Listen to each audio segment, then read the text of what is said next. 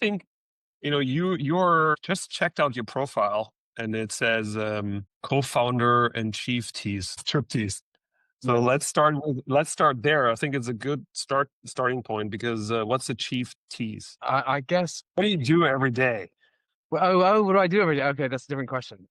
So now I'm a bit less Chief Tease. In fact, my title after about 10 years kind of changed. So now I'm the Chief Growth Officer at Triptease. But yes, I was Chief Tease for a while because it was fun, and I enjoyed the title. But ultimately, I guess I'm based in New York. The headquarters of the business in London. The CEO of the company actually now is my brother, my elder brother. I hired him when I moved to New York, but he's much better at running the business than me. And so my involvement really is thinking about product direction, where we're heading, and working with the sales team and the customer success team and our partnerships team to make sure that we're understanding what the market needs and driving value for customers, basically. That makes more sense to me than a Chief Tease. So I thought, what would be interesting, and actually I want to hear the story, is what did you do before Triptease? Like what did you do before Triptease, and what was the founding story of Triptease? Okay. So, so before, straight out of I always knew I wanted to run my own business. I was going to go into consulting. I had a nice job lined up post university at McKinsey. And then I thought, wait, this is crazy. Why would I go and do that if I could do a startup instead? So I canned that in and did my first startup, which was basically data analytics I hired all my friends who also had jobs at banks and consultancies over the summer before they started. And I realized I was really capable at finding smart analysts who at moments in their life when they were less expensive. And so I built a business doing market research, market analytics, data analytics, and ran that for about 10 years. Had a spin-off business that was also about recruiting really smart people, but Fresh Minds was the name of the business. And still going strong today. So 20 years on, that business is doing great. But I sort of What's the stopped. business doing? Like, what was the purpose of the business? Like, in a nutshell. Yeah, so initially it started with market research and analytics of competitors and markets that people wanted to enter. So we did a huge amount of work for big consultants who were, they were charging out thousands of pounds an hour to FTSE 100 or large companies for analytics about new markets, and then they were outsourcing to us, and we were doing phone calls to companies to find out like whether they were growing and what market dynamics were, and all sorts of analysis and loads of data analysis in that too. And then we span off as a few different companies, including back in 2006 or seven, social media consulting. So we used to run the social media profile for Jimmy Choo and for Topshop and various like major brands, their first ever Facebook pages and stuff. So we were the first Facebook page to get to 1 million fans that we drove for Topshop back in the day. So yeah, a variety of different things. I guess that generally always revolved for me. The interest was around data analytics and marketing. Like that's the intersection that I've personally always been fascinated by. I studied engineering at university, so I love like the data and analytical side. But marketing's always just been a love of mine. So anyway, so I was doing those for a while, and then it turned out my co-founder Caroline, she went off and had children, and then kept coming back in the UK to have a nice maternity leave. And I think on the third one, I was like, okay, I've been running this on my own now. You keep disappearing. It's your turn. You take over. I'm out of here. I want to do a new startup. And I think I basically felt I had a shelf life and needed to get out and do something new. And at that point, it was more right. Okay, what's the next? Where do I want to spend the next decade of my career? And there were kind of two things that were in my head. One was like, it's always good to go and solve problems that you care about, that you feel are significant problems that cause a lot of people pain and are valuable to solve. And then the second one was like, what industry would I like to be in? And the intersection was hospitality, because at that time I love travel. Many of us do. That's why we join the industry often. But then the other thing was I realized the single thing in my life that drove the greatest frustration was planning family travel. And it blew my mind that I'd be, planning a trip for 6 days away, and it would take like 4 weekends worth of work to book the thing. I was like, wait, how am I spending 8 days of planning stress to get a 6-day trip? This is like all wrong. And it didn't make sense to me, particularly given the internet was, so prevalent. And at the same time, thinking about needing to be a big problem, I found that was a great stress. And, I'd spend hours looking at different prices and different websites and what the best way to buy something was. And at the same time, I knew that 40% of internet spend online was for travel. Like, it was by far the biggest category on the internet. But I think before people felt happy to buy clothes and things, they felt happy to book tickets, like flights and stuff. It felt like travel's huge. It's still a real painful problem. I want to go and sort of involve myself in next decade, and hospitality felt like a good idea. So that's the kind of the brief background. Okay, okay. It's interesting. It's like for me, pretty similar, like in terms of travel, love travel, travel a lot, etc. And then all of these price comparison sites came up, like Trivago back then. Google Maps didn't exist when we brainstormed 2007. And then what we always looked for, I looked for, is on the like price comparison. And then I looked on these review sites, TripAdvisor. Yeah. And then in Europe, Holiday Check, and I tried to find reviews, and then looked at another sites and prices. And then the idea of Trust You was actually, when we started, was let's do both together. Let's do price comparison and quality comparison. Like let's aggregate on all reviews and all prices together at one point. So that was the starting point. And then we pivoted into a B2B business down the road. But it's like it was the starting point was like also a pain point for me personally and for my co-founder. Is like a solve for this, but we had no idea how to build brand in the B2C environment. And then it was 2008 when we found it. 2008 was not a great year for startups with a financial crisis.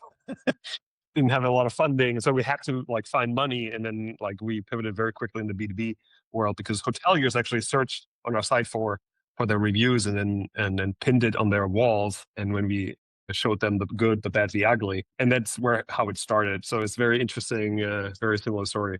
And then fast forward, it's like you co-founded Triptease. Were the co-founder, or did you? Yeah, someone who my assistant at the time in my previous company, because I was still working from the same office. She said, "There's a guy who we've just hired into my former business who you need to meet." She knew I was kind of thinking about a new startup. She's like, "You need to meet him. He's exactly your kind of person and really smart, and he also had some travel experience." And so I went down and met Alistair, who was doing a completely different job at Triptease. Fresh Minds, my previous business, and said, "Hey, look, I'm starting this new thing. Why don't you do this with me?" And so so I got Al involved, and then Alexandra, another sort of co-founder, we pulled in after a couple of months. She'd been global head of strategy at IHG. I think had just finished her Stanford MBA, and she was kind of looking for the next thing. And so we got Alex as well involved, which was just fabulous because she brought all the sort of hotel knowledge. Operator knowledge. That's something we missed for a long time, like the operator knowledge in our business. Yeah. And then fast forward, like Triptease, Triptease today, like kind of how I was like, how was the journey from starting to today? Well, so there was, I mean, our first ideas, we knew we wanted to solve this consumer problem. And so we actually started tackling it in a completely different way for a while. And then there's many stories about how he's pivoted. But I remember the key kind of insight for us was in my previous company, I had a advisor, wonderful gentleman who had previously run Lazard's Bank. And he was a very important financier in London. And he'd once said to me, he said, "Charlie, the reason I love finance," which is what apparently old school bankers call it. So the reason I love finance is because you stand in a river of money. And when you stand in a river of money, you always get wet. And I had this vision, I had this thought in my mind, right, about e-commerce and online. Where do you want to be standing in the booking flow? And I was like, well, the river of money literally is the booking page. It's the final page where you put your credit card in or you don't. If the guest decides to buy or they decide not to. I was like, right, that's the flow of money right there. How can we add how can we add value there on that final page? And so I thought about, well, the consumer experience is you've searched the internet, you've thought a lot about the hotel, you're kind of ready to go, but you're still in the back of your mind, you're thinking, would it be cheaper on another channel? You just want price confidence. And so that quote inspired little price check widget, which was kind of what we invented. And then now, as you've seen many different places, that sort of price comparison on the final page. What's your first product? Well, that was our first product of post pivot. So our first product was actually like iPad app, but that's by the way. That's why the name Triptease comes from. It was about people sharing reviews and visual reviews on iPads and the like. And it was like they set it live in all the iPads and Apple stores to kind of show people that this is what the iPads can do. So it was quite cool. It was going well, but it wasn't gonna work for various other reasons. Anyway, so first B2B hotel product was Price Check, and since then, really, that forced us to focus on conversion optimization. So we see people, they come to the website, the booking engine, what are the different things you can do, the different triggers that personalize the experience that drive conversion. And so we did that. That was kind of full on nothing but that for 5-6 years. And then we realized, okay, we've got all this data about who are the best kind of customers, who's most likely to book, let's use that data to then go and run advertising campaigns and prospecting campaigns for hotels.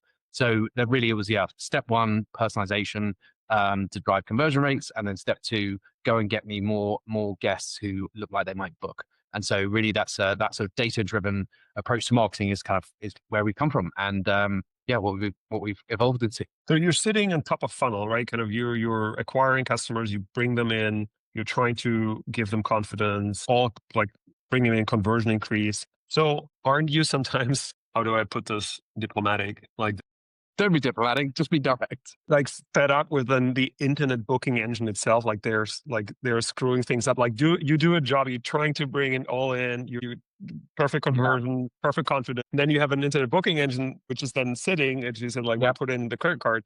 And there you lose everything. Everything you built was like someone else is destroying. Like kind of, I don't know how else to put it, but so it's funny. So because we're sitting now on hundreds of different booking engines, both like generic industry ones and customized ones where hotel groups have like built their own versions, and we see a extraordinary variety of quality. They're sort of like the top 10 booking engines. Their conversion rates are 5, 7, 8% maybe, and then as soon as you get out of the top 10, top 20 book engines, the conversion rates are like 2 and 3%.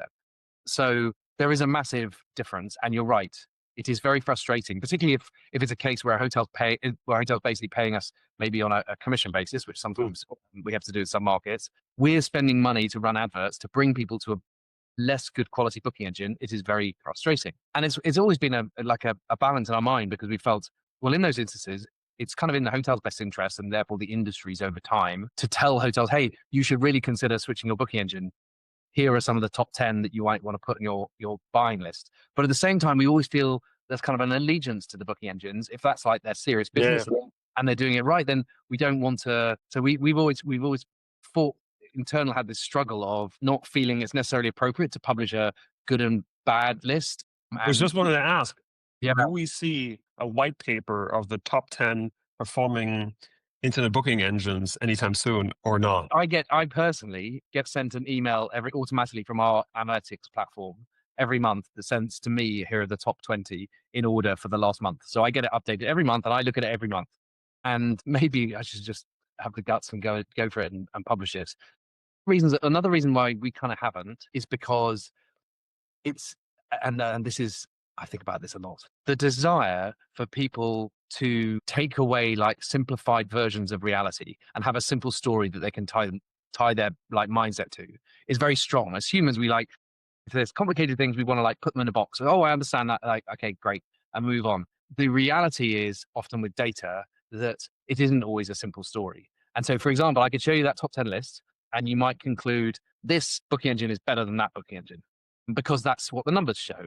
But what that might fail to show is that, and we see this, right? There are some booking engines who are really good at forcing, for example, hotels that work with them to take their marketing services, including retargeting. And booking engines where 90% of the hotels are doing retargeting will always outperform booking engines where 10% of the hotels are doing retargeting, because you're just converting more people, because a higher proportion of people coming to the hotel site are coming back to it rather than the first time. So the data kind of lies, and it's based on something that's not inherently like measurable clearly there. So, and I feel there's like, I don't know, we see people who talk about you should be doing A/B tests on your hotel website, even though you've got 50 rooms and you only get 50 visitors a month. I mean, it's completely crazy. People, like when they see data, particularly like a decimal point data, they kind of believe it. They think A/B tests are great for them. It's like, no, they're a complete waste of time unless you've got 20,000 visitors coming to your website, like total waste of time. And you're seeing numbers and they are distracting you and they're not real. And so we always kind of feel a bit like we don't want that. It's too easy for people to misinterpret the data. That's ultimately it. So we kind of hold back a little bit because we think it's a bit unfair. But maybe I'm just being sheepish. But it's like, bottom line, if someone is working with you, they could ask you like, hey, recommendation based on data, like working perfectly with Triptease together with what IBE, what do you recommend?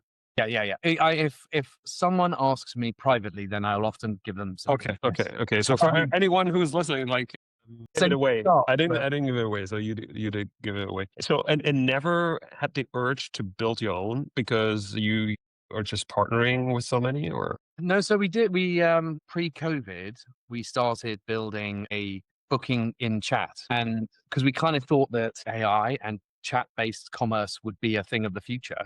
And so we started, and then you've seen it with people like Selfbook and Journey, where they build like a little booking widget that pops up over the hotel website, and it's very particularly mobile friendly, particularly like Apple Payments. So we built that, and then in COVID hit, and we had too many projects going on, and we had to cut a project, and that was the one that got cut. And we thought, no, we're just gonna we like our booking engine friends and partners, so we will work with them, and despite the temptation. Okay. But then another question is like, if you're looking at a website of today, which like is an optimized version of a website of, let's say 10 or 20 years ago, more or less, like you have static content, click through, you have to earn your, like the information that you're searching as a user. So I have to click through the links, read all of the things till I get to a point which is interesting for me. I cannot ask, can I bring my dog? Or it's like, where is it dog friendly? And what did families with 2 kids say, like specifically? It is not there.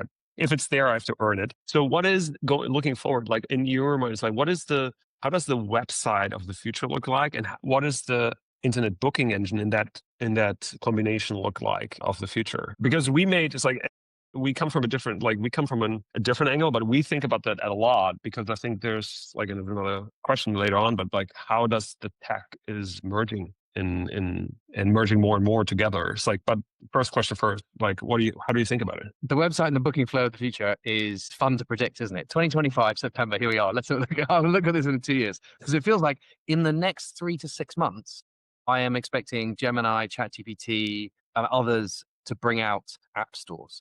And I think app stores on base ChatGPT type app store has the potential to then change everything. So I have assumptions about there will be an app store and it'll come very soon. And I already have a view of what I think the apps will have, but I don't know. So anyways, that's caveats. It's changing quickly. The second thing is, I always feel there's kind of no one way that's going to work. There will be people, here we are today, we have the internet. We all have web connected telephones and devices. And yet there's a lot of people who like to make phone bookings for good reason, because they want to speak to the hotelier about the crib or about the whatever it happens to be. And that's not going to change. So even if there's a huge growth in a new channel, which is AI chatbot bookings, LLM bookings, let's say, even if there's a massive growth in those, that won't be the right channel for everyone. There'll be a lot of people who still want to, and not just people, it might be people at various types of trips where they want to go to the website, they want to go through the old experience, as we might call it, or today's experience, and then they want to make the booking on the booking engine. And so now, and the proportion that will go agentic booking versus website current flow, is impossible to know. I mean, I know I'm a very different traveler when I'm sat on the tarmac at Heathrow and about to take off and realizing, oh my God, I haven't actually booked a hotel in Berlin tonight. I better do it quickly. And then it's like, that's the one time I'll go to an OTA and just be like, right, I want to be really fast. I've got 30 seconds before takeoff. And then that's very different from if I'm planning a family trip and I want to go to the website, I want to look at all the pictures and all the offers and all the whatever. So anyway, those are the caveats. I think the big change then is, well, how might the new channel of the future, what might that bring, and what will people on that new channel be?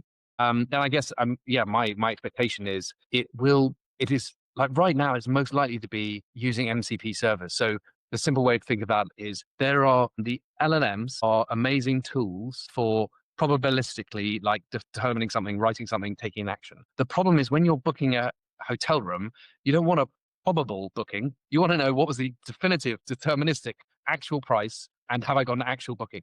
And has it got my actual credit card? And that's where the LLMs on their own, if you're free form, just like pure LLM, don't work so well today. So there's been, the last 3 years, everyone keeps showing, oh, this is what travel planning of the future will look like, but they're never able to really complete a booking with complete confidence. And so we don't see many just yet. So that changes when you mix the probabilistic intelligence of the LLM with tools. And the simple tool that we all expect the LLMs to have in their pocket and they'll be able to use are the MCP servers. So what does that mean? It means that if you're a hotel today with a booking engine, today your booking engine means that a consumer, a human, can go on your web, go on the booking engine, run a rate search and make a booking. All those booking engines will be connected via a tool to AI agents. So I don't think the agents are likely to come to the booking engine, click around on your behalf, putting your credit card on your behalf. I think the booking engine will all have a MCP interconnection, just as all the booking engines now have data that they can push to Google hotel ads for people to do meta search rather than the booking engine. Basically, they'll be the same. They'll all have this extra level of connectivity. So then you'll say to your LLM, right, I want to book this hotel. The LLM will talk to you in its kind of intelligent way, but when it then wants to actually go get the price and make the booking, it will use the tool that it's kind of got up its sleeve. Does that kind of Yes, it's like a quick question, and I'll tell you is like my angle on it. But what do you say when you say apps in the App Store of OpenAI? It's like, what do you mean by that? What type of apps do you think we're gonna see? Is it a hotel app, or is it like the Booking.com app, or is it what? How do you think about that? okay? So again, just I'm maybe I know you might be wrong. Like yeah, this, but yeah, no. I'm just trying to find the right level of technical complex. I had to have no. That we people watching these who go, I don't need to know about tools. I want to know the consumer experience. So whatever. If I understand it, they might understand it. Okay, I'll explain a bit better. So I think I think that again, it's all about you have these LLM intelligences that have tools that can carry out activities for you.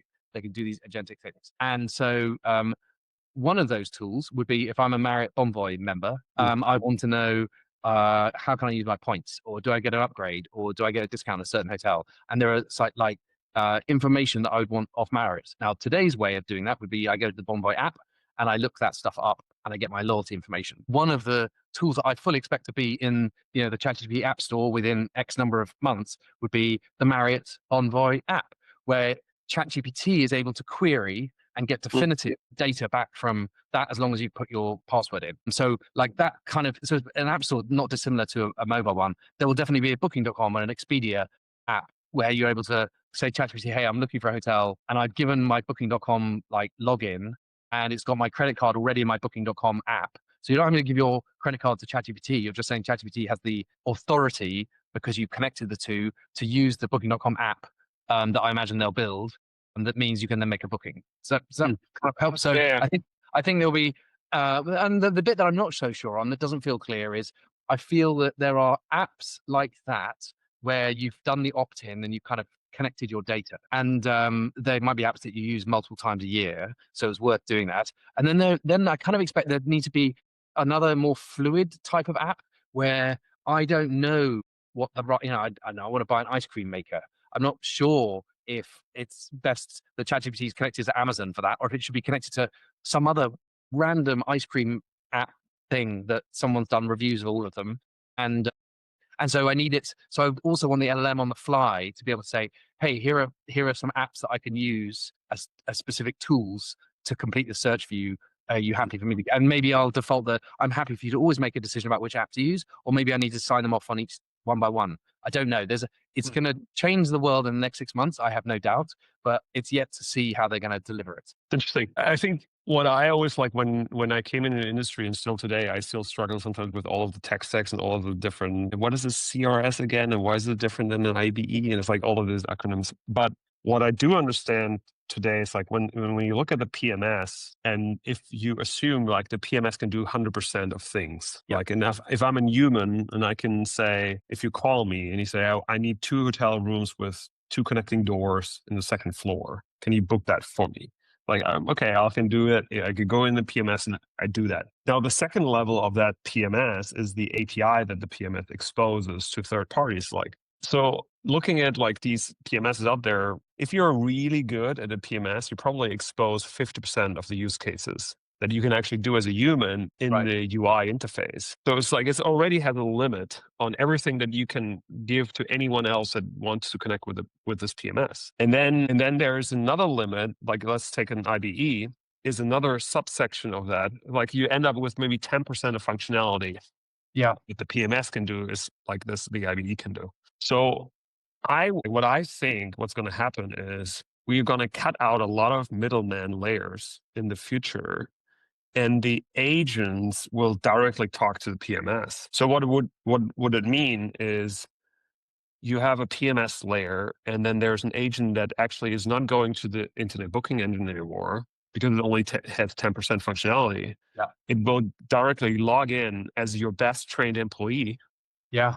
Into the PMS. And now that when I either call you or chat with you, it doesn't matter because it's the same basically a technology that comes for free, voice is nothing else than chat. So then you say, hey, can you give me 2 rooms with connecting doors? I can actually, the agent is going to perform that and give you the, like, okay, here's a link to pay or whatever it's like to do the payment. And it will write and read out of the PMS. And then what happens then to all of the websites and all of the IBEs and all of that? So that is going to be, I think, a fundamental shift that we're going to see in the industry changing. And for me, in a website is basically also a subsection of knowledge about the property. So like it maybe has 10%, 20% of the knowledge, but there's much more that you need to know about the property. For example, all the reviews doesn't show. So if I say, does this hotel have a pool? Maybe the answer that I find is yes, I have a pool, and maybe opening hours, and maybe lengths, and maybe a picture. But it doesn't say, well, families raved about it and gave it a 9 out of 10, and kids love the water slides. But it would be cool to know that. So this is just one example. So I think that it is going to be dramatically changing everything that the consumer sees on a hotel website and how they interact with it in whatever channel is going to dramatically change. It would be So wait, okay. So look, I haven't. As you mentioned at the beginning, I always there's a huge amount of complexity in our industry, and so I always love going to whether it's been high tech, ITB, whatever the conference. I was just walking around and just asking people, tell me more about like your bit of the industry, how it's evolving. And I feel like I've done that for many years, and I have heard for many years at some point the CRSs disappear, or the alternative at some point the CRSs take over the PMSs, and they were building. So I'm not sure I have a very strong opinion because it's not quite my area. I totally buy what you're saying, that it is a potential. If you have a PMS that has the ability to hold rates and deliver them and be the place that the hotelier wants to update promos and all that stuff, that I can see why that PMS, if it makes the availability very simple and easy to agents, becomes the definitive place to hotel. I guess I can also see the opposite, which is if the CRSs are quicker at providing ChatGPT confidence that they're interacting with the hotel and that whatever they're buying, they're definitely buying, and it delivers a certain amount of functionality they need, then it might be that they're strengthened. And so I guess it depends a bit about how they play their cards. I definitely think what has to happen, I think, is, and this is the bit where I see the kind of the opportunity for hotels and the risk right now is, so if I'm ChatGPT and I'm planning for the whole world being able to use this device to be able to make bookings, the easiest thing for me to do is just say, I trust the OTAs have the coverage, and they will give me a consistency of service that I can build to their API, manage it, use it in the same way every time. So it's very easy. It ticks the box.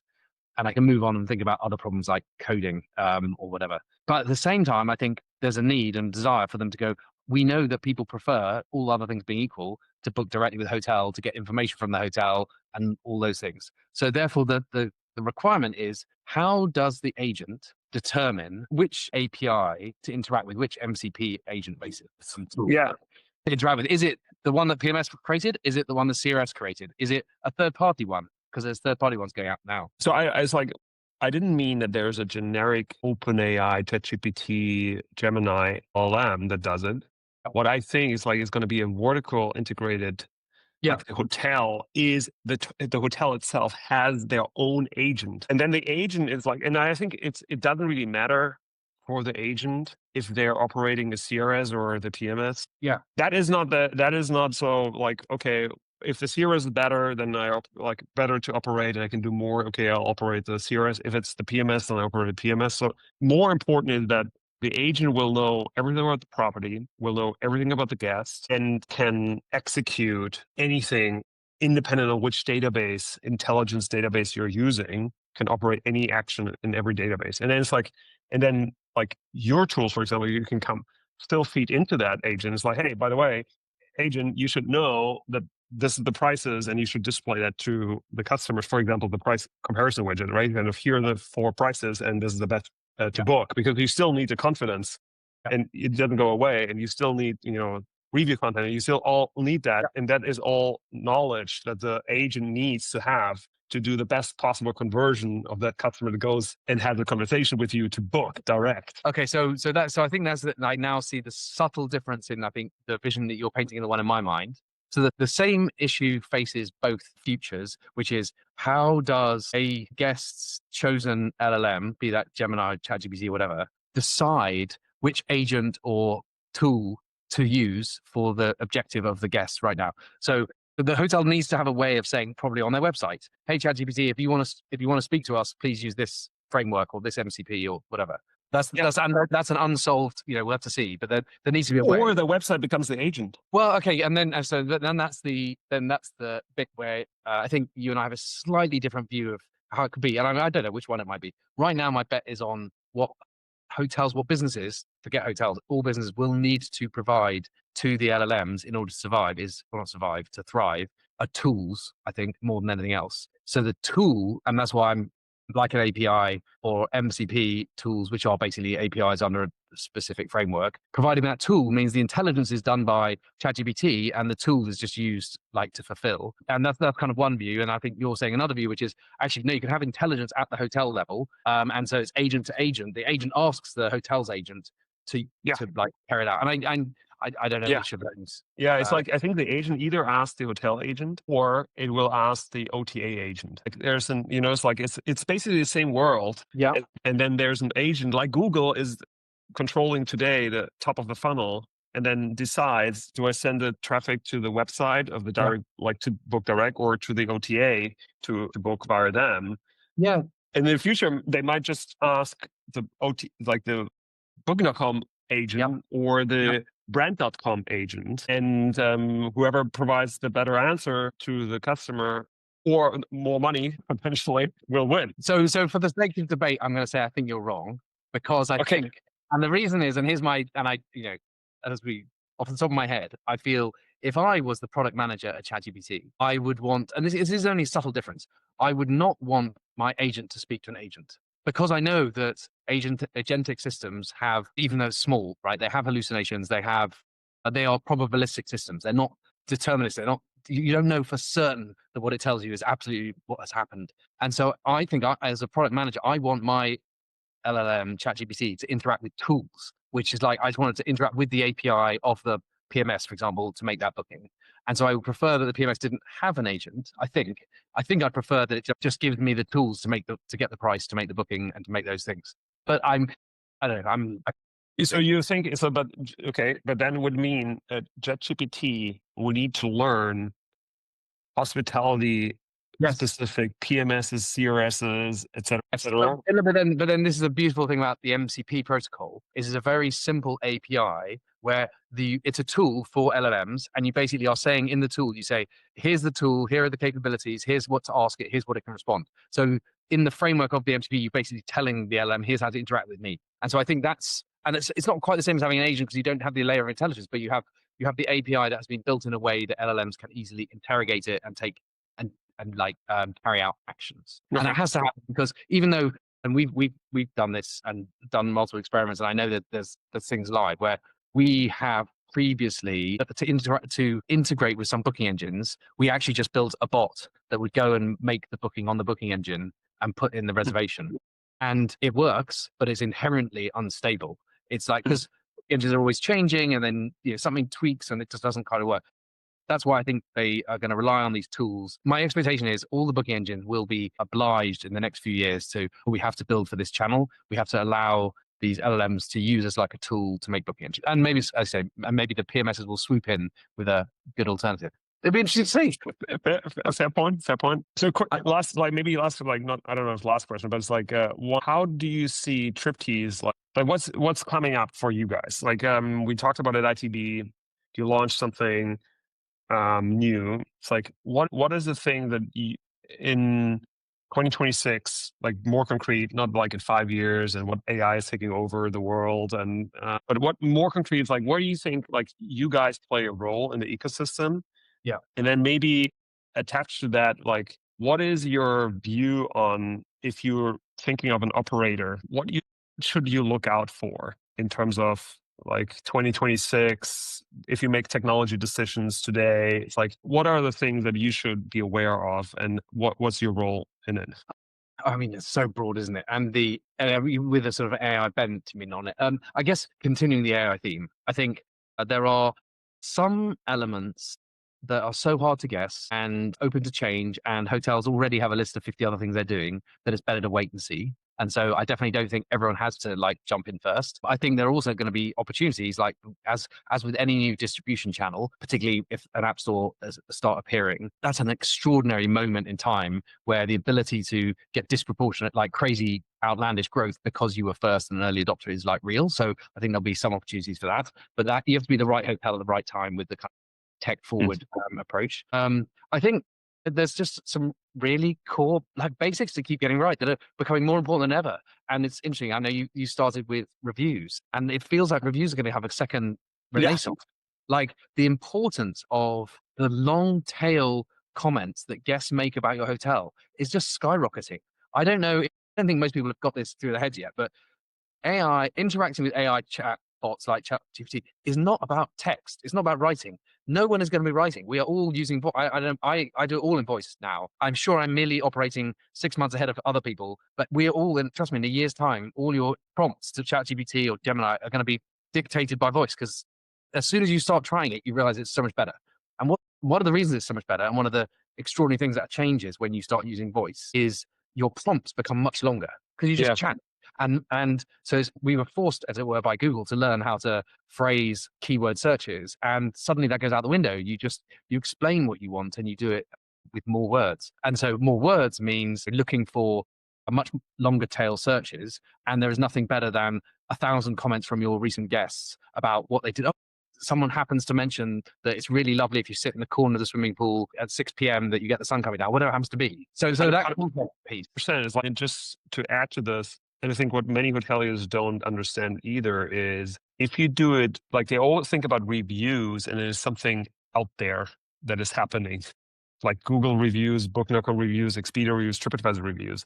But from a statistic perspective, if you do a good job in asking for feedback yourself via a post-stay survey, as an example, we've seen up to 50% of all review volume coming from your own survey. You're the hotel by far is the biggest generator of reviews. So you can use that and plug it on your website. And, it's like, it adds to conversion because people want to read it, but it also feeds now in the new world all of these LLMs and the long tail, as you just said. In my example from before, hey, does it have a pool? Yes, and families raved about it, and kids love the water slides. Those are the things that in the context of all of the review content. So I totally agree. But so that's one aspect. So it's one, and the other one that kind of ties a bit into our view of the world and where we've been heading is that I think also fits really well in this sort of agentic future is audiences. So we kind of rebuilt all our platform and all our marketing and our personalization site to be audience first. We felt like we were constantly speaking to hoteliers who, we need to improve our meta search, or we need to improve our paid search, or we need to improve our personalization. People were always thinking channel based because it's kind of like tick that box, move on to the next project. And yet anyone in marketing will tell you the first thing to do is think about your audience, the guests you want to attract, and worry about the channel next. Work out who you want to speak to, what you want to say to them, and then how you can coordinate that across channels. So we've rebuilt all our platform to do that. And it feels like that's kind of a thread we want to keep pulling on, because one of my expectations with like agentic search and the agent that gets to know you over time, I think that's another big change we'll see in the next 12 months, is that the agents, they're really investing in long-term memory, because that's something they haven't been good at, but holding memory about you and getting to know you and your wants and likes in general. And so the more that the agent sees its job as, I have to be, Charlie's best support. I have to understand what he needs in every situation and deliver things that he is interested in. We know they're heading in that direction, and that is one of the promises of AI, and that's really exciting. So the more you go down that route, the more that the agent, when it comes to hotel booking, really needs to understand what are the defining characteristics of this hotel. Who is this hotel best for? Who are the audiences who come to this hotel that love it? And again, so I think there's a virtuous circle there of understanding which guests are most valuable to a hotel, which kind of guests are most happy at hotel, and then bringing that to life in a way that the agents can understand. Oh, okay, there's a really good match. There's a good match between Charlie's likes, wants, interests, and this hotel's key focus of customers. So I think and how do you get the audiences? How do you build the audience? Like, how do you do that? Like, where do you get the data from? So I guess there's two aspects. So one is working with companies like yours. So you're, as a CDP, you're holding data about guests and hopefully building up over time a data set that says, okay, well, for this hotel, when someone comes from Germany, they spend more on their first visit, but when they come from Paris or from France, they're more likely to repeat visit and they're a higher lifetime value. So you kind of like build that data from poetry because we're running marketing adverts around the web all the time and seeing people across multiple different sites. We actually have an opt-in, so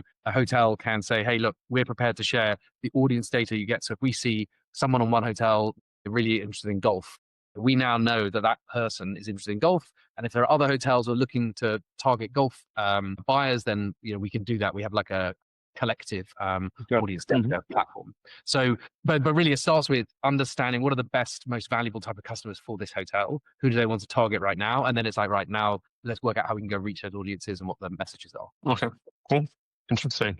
Yeah. You should also use then. We should give you our review content too. Then, like because like we know because as you said, I think you can. For me, you can differentiate it. Is there's brand voice and then there's customer voice, and hopefully those two are more or less the same, right? Otherwise, you have a problem. We know a lot about the customer voice. So then, what's the customer voice in a nutshell? Like aggregated, what audiences are so.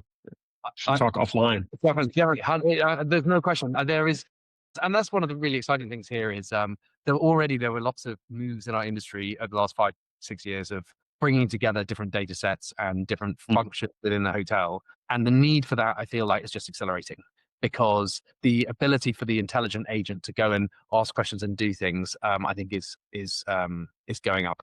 And then I'll throw in one last thing. Let's talk about, we spend a lot of time thinking about the different systems we interconnect with. And we've recently been building a lot more data integrations with revenue management systems to bring revenue knowledge, understanding, forecasts together with marketing tools. So that's something we've been going heavy on. One of the areas where I think we just have to see a change, again, is thinking about new technology often brings completely new behaviors or behaviors at a scale. It unlocks behaviors at a scale that wasn't possible. So today, there are some people, and I'm one of them occasionally, who phone up a hotel and say, hey, this is the price I've got. Can you do better? Or like basically a little bit of haggling. Now, for a lot of people, haggling is uncomfortable. And for a lot of people, haggling, they just don't have the time for. And so we take the price, we assume that's the price, and you move on. In an agent world, everyone, you expect your agent to not only go and like find you the best deal, but it should also be able to go and negotiate the best deal. And so I think that thing we've heard from RMSs for years of we should get to personalized pricing really is going to be around the corner, because I think I'm gonna tell my agent, right, go find me a hotel and then see if you can get something better. The ability for hotels, therefore, to say, well, okay, so you want to negotiate a better price for Charlie. Can you tell me a bit about, is he going to eat at the restaurant on the first night? Is he going to, various other things? And you can have these interactions that would never happen on a telephone haggling conversation. Maybe you don't have time for, but suddenly we have unlimited time because the agents are just talking to each other. So I think that's like another really interesting, a bit further down the line, but it will come. That's so smart. I like that.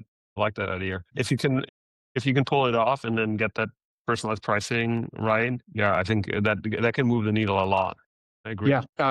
No, it's like I was just saying, yeah, cool. I mean, we chatted for what is that, 40 minutes? Like I have written down one last question, which is a total segue, but I was always curious about it's like, how is it working with your brother, and how is like when you said like at the beginning, I hired my brother and to come in and he's much better in running things. Like, so like, how is it how is it family? It's like family business. Like I always stayed away from it because it's like, oh my God, I want to mix family stuff with business stuff.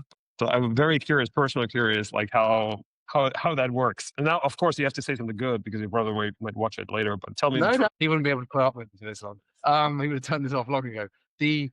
But the first 20 years, 30 years of my life, you'd ask me, could I work with him? And the answer was absolutely not. There is no way on God's earth that we would ever work together. I didn't think it was possible. And then it worked for us because I think, well, one of the reason I have in my mind is because it was my company and I started it, and I was the younger brother.